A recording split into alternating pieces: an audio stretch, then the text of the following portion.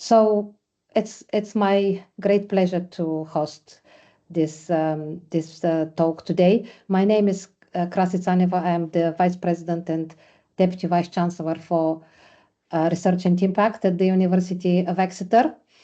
And as a university committed to driving innovation and impactful research, we're really proud to have joined the UK Health Data Research Alliance very recently. The Alliance is working alongside regional and national partners to enhance the discoverability and responsible use of health data. This collaboration strengthens our ability to contribute to advances in healthcare and make sure that research delivers real public benefits. Today's session offers a fantastic opportunity to learn more about the Alliance's role in shaping the UK's health data landscape. We're privileged to have two speakers. So we have Stephen Burrows with us, and it's my pleasure to introduce Stephen. He is the Alliance Programme Officer at Health Data Research UK and will speak first.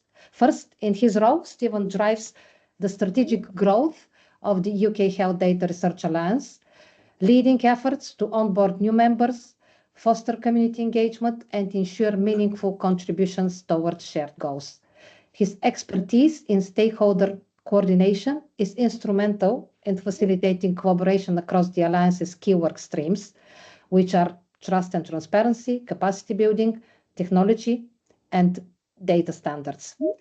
Previously, Stephen worked at the National Institutes for Health and Care Research, Clinical Research Network, where he focused on clinical workforce engagement and supporting health research delivery across the UK. Today, he will share insights into the Alliance's impact, its evolving role in the UK health data landscape, and opportunities for engagement. We also have Andy Boyd with us, and it's a pleasure to introduce Andy, a leading expert in data and governance infrastructure for longitudinal research. As Director of the UK Longitudinal Linkage Collaboration, Andy oversees the National Trusted Research Environment that enables secure and efficient record linkage and analysis for UK population studies. His work is central to expanding access to complex integrated data while guaranteeing inclusivity and equity in research. Beyond UK LLC, Andy co-leads the Trust and Transparency team at Health Data Research UK, where he is helping to shape an efficient governance framework for UK population data science to encourage public co-investment across all activities. He's also a key contributor to HDR UK Social and Environmental Determinants of Health Driver Programme, which integrates environmental exposure data with health data to investigate critical public health issues, such as the impact of air quality and noise on well-being outcomes. Today, Andy will share his insights into the evolving role of secure data linkage, governance, and public trust in advancing population health research.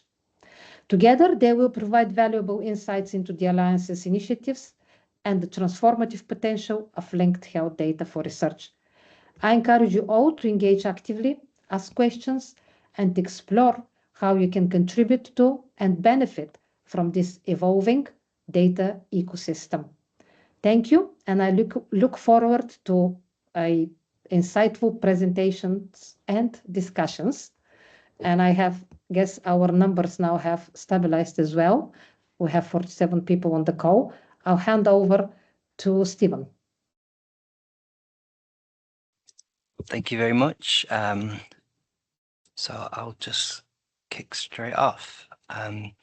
So as mentioned, the Alliance is an independent group of leading healthcare and research organisations united to establish best practice for the ethical use of UK health data for research at scale, and we are convened by HDR UK. I'll talk a little bit today about the history of the Alliance, the membership, and some of the work that we've done over the years and how you can engage with us moving forward.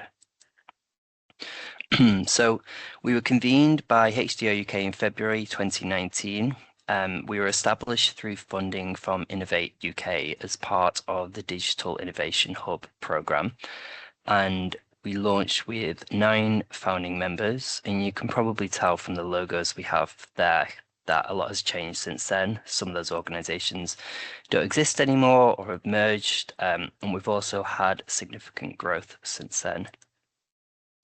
So 6 years later, the Alliance has grown rapidly to represent the diverse ecosystem. We now have 118 members that include healthcare providers, programme investments, cohorts, public agencies, trade associations, medical research charities, and much more. When we first launched, we were only welcoming members that were data custodians, but as you can probably tell from those categories that is not the case anymore. And we do have a variety of members based in the Southwest, which I will touch on a little bit later, but that includes UK LLC, which Andy will talk about in a little bit, and the University of Exeter, which is our newest member. So our mission is to accelerate improvements in biomedicine, health and care by encouraging widespread and responsible use of health-relevant data for research and development. We try to achieve this through 3 key areas. So the first, building communities. We bring together diverse stakeholders to collaborate, ensure that knowledge is shared, duplications reduced, and efforts are aligned to make the most of existing expertise and resources. By bringing these communities together, we then focus on shaping standards, working with partners to define best practice, co-develop standards, and publish recommendations that improve how data is accessed and used. And we drive adoption of best standards and best practice. We actively support organizations in implementing improvements and provide tools and guidance needed to embed best practices. We also facilitate change by reducing barriers to adoption and offering funding opportunities where possible and incentives that encourage organizations to adopt agreed standards. So this slide illustrates how the Alliance is governed and the scope of our work. At the heart of our structure is the Alliance Council, which brings together all of our members quarterly to discuss key issues, provide input, and ultimately ratify any outputs and recommendations that have been developed by the community. Supporting the Council, we also have the Alliance Executive Committee, which is a smaller group made up of representatives from the main Alliance categories. This committee plays a crucial role in shaping our strategy and setting priorities and ensuring that the work of the Alliance aligns with the needs of the members and the wider ecosystem.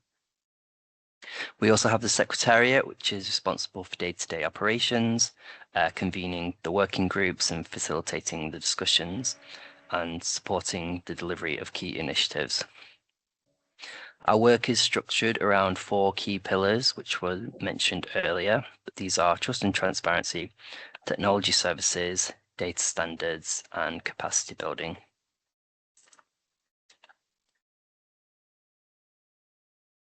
So the Alliance has built a strong and influential network driving impact across the health data landscape. We have over 100 members now, which unites organizations from across the sector, including data custodians and researchers, and creates a space for collaboration and shared progress. We've convened over 20 different community groups, including the Pan-UK Data Governance Steering Group, the Clinical Trials Stakeholder Prioritisation Forum, and the OMOP Special Interest Group, bringing together experts to tackle key challenges in data access, governance, interoperability, discoverability. Our research and guidance have been widely used with over 13,000 downloads of our published papers, supporting the adoption of best practices and principles. So these numbers reflect the Alliance's breadth and reach and how we connect people to shape standards and drive meaningful change. I'm going to spotlight work from each of our 4 pillars here. So this first one is trust and transparency. And one of the key ways the Alliance has been working to improve trust and transparency is bringing people together and developing standards around data access and governance. So, for example, the Pan-UK Data Governance Steering Group would bring together data custodians, researchers, and governance experts to work through challenges in data access and transparency. We set up specialist working groups and action forces, ensuring that we address real-world challenges with input from the right people. And crucially, the HDR UK Public Advisory Board has been instrumental in shaping this work and ensuring that transparency improvements reflect the priorities of patients and the public. Through these communities, we move towards shaping standards. So over the past couple of years, it has led to a number of tangible outputs, such as the recommendations for data use register standards published in early 2022, the transparency standards launched in August 2023, and the data access agreement template released in October 2023. These were co-developed with the Public Advisory Board, embedding public perspectives into their design. It's ensured that transparency standards are meaningful and accessible to the people whose data is being used. We also focus on driving adoption. So the HDR UK Public Advisory Board has been an active champion in pushing for better adoption of the transparency standards in particular, holding organisations accountable and advocating for change. So one mechanism that we developed was a funding call where we were able to fund 18 Alliance members to support their projects that would implement the transparency standards in practice. This initiative was actually suggested by an Alliance member at a council meeting. I think this demonstrates the importance of our members and their voices. The funding call has had impact by allowing organisations to develop new tools, improve governance processes, and making it easier to track and report how health data is used and how they communicate this publicly. The next pillar is technology services. So the Health Data Research Gateway is the UK's central platform for discovering and accessing health data, and the Alliance has played a key role in shaping its development, ensuring that it meets the need of both researchers and data custodians. To ensure the gateway is built around user needs, we've engaged extensively with the community, holding over 50 user workshops, which primarily involved Alliance members, again, researchers and data custodians and members of the public. This feedback helped us understand key challenges in discoverability, access, and transparency, and shaped the gateway's evolution. A core part of the gateway development has also been around establishing best practices for data discoverability and access. So this includes standardization of metadata across over 900 data sets, enabling researchers to easily search for data based on population size or geographical coverage. We've also played a major role in developing a national standard for data use registers, which I touched on earlier, and this is now embedded into the gateway to improve transparency. By improving the gateway, we're helping researchers and data custodians adopt best practices in data discoverability and governance. The introduction of these standards have encouraged more consistency and higher quality dataset descriptions, making it easier for researchers to understand what data is available to them before making access requests. And the integration of the data use registers has driven greater accountability and transparency, leading to wider adoption of better reporting practices by data custodians. The new search functionalities within the gateway as well have made it easier for researchers to find what is relevant to them and is aligned with best practices in data discoverability and accessibility. The third pillar is capacity building. I'm going to highlight the Black Internship Programme, which is an initiative aimed at improving diversity in health data science by providing Black students and graduates with meaningful industry experience. It's now in its 5th year of the programme, and it's had significant impact on individuals, host organisations, and the wider research community. So some of the benefits for the host organisations that have been highlighted by previous host organizations are listed here on the left. So it brings in fresh talent with strong analytical skills. It gives organizations the opportunity to work with interns who have a keen interest in health data science. They are able to gain new perspective from diverse backgrounds, and it provides valuable line management experience and other experiences to staff at the host organizations. Since its launch, the impact of the Black Internship Program has been large. You can see here we've had 308 interns take part so far, with strong representation from women and students from non-Russell Group universities, which has broadened access to career opportunities for more diverse groups.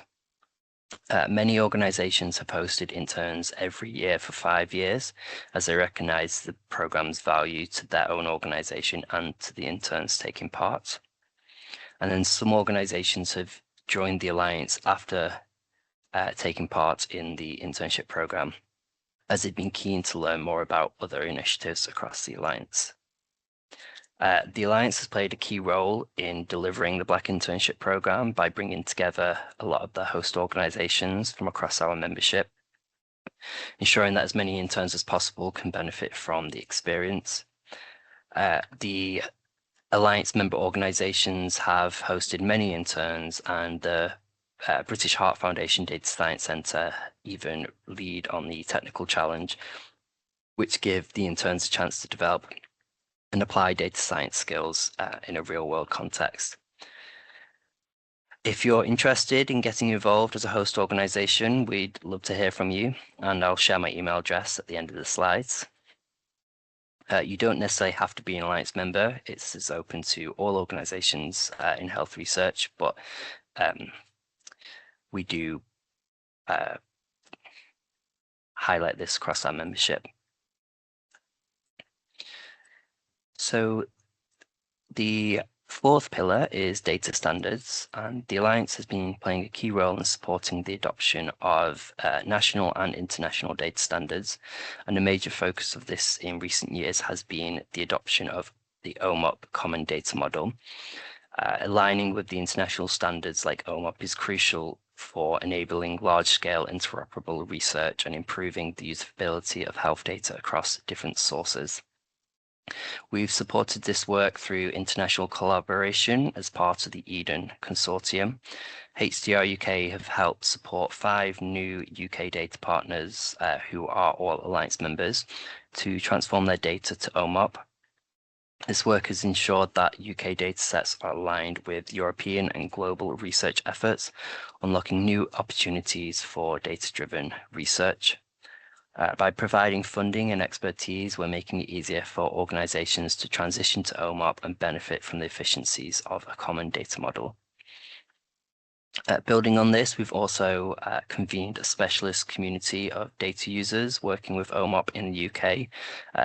In June 2023, we launched the OMOP Special Interest Group, which brings together national data users to share their experiences, knowledge, and practical tools for transforming their data to the OMOP Common Data Model. This community is helping to accelerate the adoption and has provided a space for organizations to collaborate and learn from each other. In August 2023, the NHS Research SDE network agreed to adopt OMOP as a common data model. It's a major milestone as it aligns NHS England's research infrastructure with international best practices, making UK health data more accessible and comparable at a global scale. And by helping to build momentum around OMOP adoption, the Alliance is ensuring that UK data can support high quality, reproducible research that benefits both researchers and patients. And this highlights how the Alliance is driving the adoption of international standards and strengthening the UK's position in global health data research. So I'm going to quickly highlight some of the benefits of joining the Alliance, which will have been touched on in previous slides, but just as to illustrate them in one place, joining the Alliance provides your organization with a range of benefits. It gives you access to a renowned network of leaders and influencers. access to HDR UK's expertise and technology services, such as the Gateway, improves access to data and enable a more efficient research infrastructure.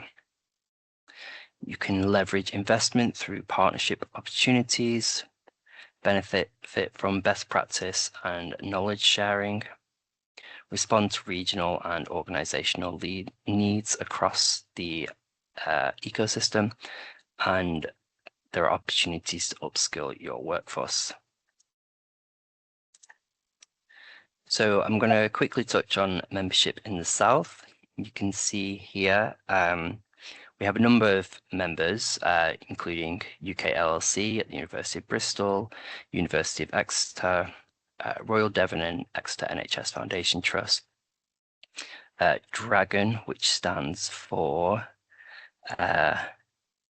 Data Research Access and Governance Network, which is based at the University of the West of England, Bristol, University Hospitals Bristol and Western NHS Foundation Trust, and Gloucestershire Hospitals NHS Foundation Trust, which I wasn't 100% sure if that fit into the Southwest region, but if it doesn't, it's very close. I think this map demonstrates that our membership is currently represented quite well in some of the big cities across the Southwest, but some of the more coastal and rural regions aren't as well represented. So it would be great to hear more from those organizations, those NHS trusts, universities, and others that are working in this space. And that's it from me. I hope that's provided a snapshot of the different areas of work and how you may want to engage with us. If you're interested, I'd be more than happy to speak to you as individuals from individual organizations, where you can learn more about how to join the Alliance or engage with our work. And please do feel free to email me on the email address here. And I can now pass over to Andy. Andy, are you sharing your slides? Yeah, I'll do them directly. Thanks, Stephen. Thank you. Hi, everyone. So thank you very much for inviting me. And thank you for the kind introduction. So I'm the director of UK LLC. I'm not really here to talk about LLC. I'm here to talk about how LLC works with the HDR Alliance. And yeah, as was said in the intros, I do also have a role at HDR UK. So a little bit of a disclaimer there that I'm not totally impartial, but a big fan. So anyway, LLCs. I'm going to just do a couple of slides on what LLC is, just to make the point that we're a very complicated organization and with distinct needs. And that does map to a lot of the strengths of the Alliance and why it's so important for us. And starting from that, not only are we, a complex collaboration with lots of organizations involved, but both universities in a typical research collaboration sense, but we also work with national institutes for data science, directly with the funders in complex ways, but also regulators and data owners, such as NHS and other departments in government. So I don't know how many of you are aware, but the UK's got a wonderful and incredibly rich and vibrant tradition of running longitudinal consented studies. And this is where a research project will select and then invite to take part in research a group of individuals who share common characteristics. And I'll give a few examples in a moment. And then to repeatedly follow up those same individuals over time to look at how their differences in exposures lead to different outcomes in health and well-being. And what's wonderful, particularly wonderful about this, is those participants who take part are volunteers who do so within a consented relationship, and actually over time becomes an incredibly strong bond between the study and their participants. And a wonderful example of that is the top logo in the right, which is the 1946 birth cohort study. So everyone in the UK who was born in a particular week of 1946 was invited to take part. Well, their mothers were, by midwives who had given them treatment, and thousands of them are still taking part to date. In the next row, Alsbach on the left, which is a city-based cohort in Bristol and born in Bradford on the right. these are cohorts which are based around a tight geography and multiple generations. So Elsbach are now recruiting the children of their children. So that's the third generation of participants, thousands of them taking part. And the data from Bradford in particular, but Elsbach is trying to do this more as well, is being embedded into the local health trust to form a sort of learning health system and feedback loop. So the evidence from the study participants is going into direct care for their NHS trust decision making. Understanding society is a bit different. It's a UK-wide household panel study. So this is where a property is selected and then anyone who lives in it is eligible. Elsa and Nicola, I've given an example for. Elsa's the English longitudinal study of aging and Nicola's the Northern Ireland equivalent, but they're part of a global network of equivalent studies asking the same questions in Australia, Canada, the US, all around the world, and comparing global trends in what factors are shaping the lived experience of aging populations. And then you've got occupational cohorts as well, like Airwave, which is 60,000 police force workers across the UK. Very diverse, but all have a set of common needs where the studies are collecting data directly from participants and including genomics and other analysis. But there's a huge amount of value if you can also add in participants' health records, socioeconomics, such as tax, employment, benefits, education, even justice outcomes, and then data about where people live in terms of their air pollution, noise, properties, neighborhoods, and now lots more emphasis on smart data. So app use, Tesco Clubcard as an indicator of nutrition and consumption and things like that. So studies for years have been doing that on their own, the process of linking the records, but that involved working with many complex partners with different needs, like different departments in governments, the NHS. And as I was illustrating, some of these cohorts have got pan-UK footprint. So not only doing that within one nation, but in 4 authorities. So lots of complex work needed, and it wasn't working particularly effectively for many cohorts. So what we did in the pandemic is built the UK Longitudinal Linkage Collaboration as a new centralized platform where we would provide record linkage as a service to our studies, our partner studies, and as well as that to develop a trusted research environment in which all this data can be brought together and then analysed. And we've just gone for it as a community. It's a co-development exercise with 24 studies, and we're getting approvals across the board and across the 4 nations. And that's wonderful to see. And it's a long but really exciting story in itself. And I'm really pleased that Chrissy's just invited me to come back another time and tell you that story. So I'm going to sort of park what LLC is there. If you're really interested, the website link is in the corner.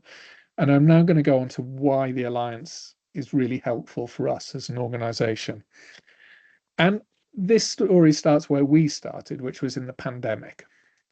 Patrick Vallance, you might remember, was on our news programs every night telling us what was going on. And one of the ways he decided to try and get that information was to set up a series of national core studies, which were big research investments, one of which was longitudinal health and well-being, which set up LLC, and it also set up Open Safely as another big national trusted research environment. But there was another organization called Data and Connectivity, and its function was to bring everything together and to make sure there was an efficiency in the system and no overlap and duplication, and that organizations were coordinating their energy and resources when everything was so tight and all the time pressures were so desperate. And actually, as a director of an emerging trusted research environment, to sit in that room virtually, obviously, but with people from Office for National Statistics, with people from NHS in the 4 nations, and to be able to say, actually, we need this to happen. Let's come to a consensus on how we will best approach that challenge and not reinvent the wheel. Who will take that forward? Okay, you're doing that, I'll do this. It worked incredibly well. And in terms of bringing sense and order to what otherwise could have easily have become chaotic. And as the pressures of the pandemic relaxed a bit, we came to a consensus that we didn't want to lose that value. And Stephen's talked a lot about alignment and standards. And it's that plus the networking, which is so wonderful about the Alliance as a mechanism to take the best of what was happening in COVID and carrying it on. And examples of this around research governance. So the Pan-UK Governance Steering Group has got governance experts from different government departments, regulators, university projects, industry, coming together to think about how we can get an aligned, efficient system. So for LLC, this is wonderful. This is exactly what we want to hear, because otherwise we're going to end up having to comply to NHS regulations and DWP regulations and then different ones in Scotland. So to make sense of it and bring it together, we need a focal point to lobby, and each organisation doesn't have the scale to do it, but collectively we can, as taking part in this group, we are speaking to ministers about this. We are being consulted directly to say, what's the voice of the community? You go down and find out what information the community wants and then reflect it back up to the decision makers. So it's incredibly important. And also it's really lovely for my team. So here's an example where the Alliance had a small funding program where they distributed amounts of £15,000 for different TREs and data owners to do work to improve the transparency of their process. So our PPIE manager, she worked with a group of public contributors to develop infographics explaining how the law worked, which sounds simple, but actually is incredibly complicated. And she's done a wonderful job. And there's these generalizable materials which now to the public make sense of complex law. But not only that, but she learned a lot, and it also enthused her to write a scientific paper for the very first time. She submitted that, and it's now been accepted. It's not in press yet, but it will be in this journal, which is mentioned down the bottom. But it was for her capacity building and her training. This activity geared around the Alliance and the network there has been really transformative in terms of her outlook, which is great to see. Another example, we worked on a common data access agreement to standardize that across TREs across the UK. And I think Stephen mentioned it, but the NHS have now adopted it, but we're adopting it in Bristol to support access to LLC. And we can just see in terms of running an organization, we want a good user experience, because that means happy researchers in my environment, and the word will get out that people enjoy doing research in LLC. That's important to me. And making things simple and aligned and efficient for users is therefore incredibly important to me. And again, it needs to be done collectively rather than individually. We are a member of PEDRI, which is a public involvement expert hub, community of practice, which is doing lots of knowledge exchange and co-development of activities. It's early days for PEDRI yet, but one of my team members has taken part in sort of presenting how we approach public involvement in LLC. She's written a blog about it. Again, just really empowering, for her to hear other people's experience, to get examples of what's happening elsewhere, and to think about what good looks like in a rapidly shifting field, and just to be able to offload and think, right, I've got a real challenge about this issue. How do I define public benefit, for example? That network's really important to her and to us. I'm not going to talk about this too much. Stephen mentioned it. So there's the catalogue, which helps make sure that people can find what we do and how to access our resource. And finally, just to come back, that a lot of the benefits are, it goes back to what I was getting across for the National Core Studies work. It's about that coordinating activity and energy and discussions and networking. And that's why it's great. We've had a couple of people come through the internship program. That's been wonderful. A lot of our team are going out to different events. Some of those are very general, like the HDR conference, and others are very specific, like the technology forums. But across the team, we've, people are engaging in different ways, and it's been great. So those are my sort of reflections on being a member of the Alliance. So hopefully that was helpful. Thank you.